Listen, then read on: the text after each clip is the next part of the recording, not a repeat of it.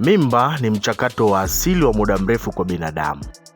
Inachukua takribani siku 280 au wiki 40, ambayo pia inakadiriwa miezi 9 mpaka mtoto kuzaliwa na kuwa na uwezo wa kuishi mazingira nje ya tumbo la mama. Mchakato huu kwa mtoto huanzia kwenye seli moja tu, ambayo ni mchanganyiko wa yai la mama na mbegu ya baba. Seli hiyo hugawanyika mpaka kupata mamilioni mengine ya seli ambazo huunda viungo mbalimbali ndani na nje ya mwili wa mtoto. Kuna hatua mbalimbali ambazo mtoto tumboni anazipitia kutoka yai la mama kurutubishwa mpaka wakati wa kujifungua. Tufahamu nini kinachoendelea tumboni kwa mama mjamzito katika miezi yake yote 9 mpaka kujifungua. Kwa miezi 8 ya ujauzito, mtoto tumboni anaendelea kukua na mwili wake unaendelea kuzalisha mafuta kwa wingi. Mafuta ambayo yanamsaidia mtoto kuwa na uwezo wa kudhibiti joto lake la mwili.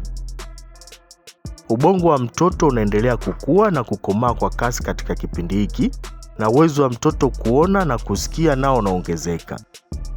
Katika kipindi hiki, mama anaweza kujua muda wa mtoto tumboni kulala au kuamka, kwa sababu ana uwezo wa kuzihisi purukushani za mtoto wake vizuri. Ngozi ya mtoto inakuwa si angavu tena katika kipindi hiki, na viungo vyake mwilini kasoro mapafu na ubongo vinakuwa vimekamilisha ukuaji wake kuwa tayari kuzaliwa.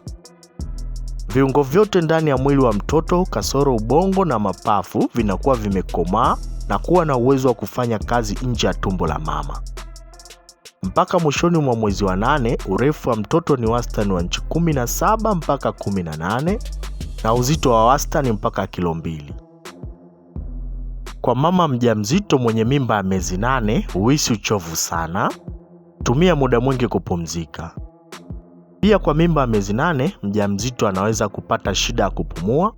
Hii ni kutokana na kutanuka kwa mfuko wa kizazi unaominya mapafu kwa mama mjamzito. Kukojoa mara kwa mara. Hii ni kwa sababu ya mtoto kushuka chini na kuminya kibofu cha mkojo. Kuhisi mgandamizo kwenye nyonga. Ni kwa sababu ya uzito wa mtoto kuongezeka na kushuka chini kwenye nyonga. Kwa baadhi ya wajawazito wanaweza kupata tatizo la bawasiri kutokana na mishipa ya damu kwenye njia ya haja kubwa kuvimba. Kula mboga za majani na kunywa maji kwa wingi kunaweza kukusaidia kuepukana na tatizo hilo.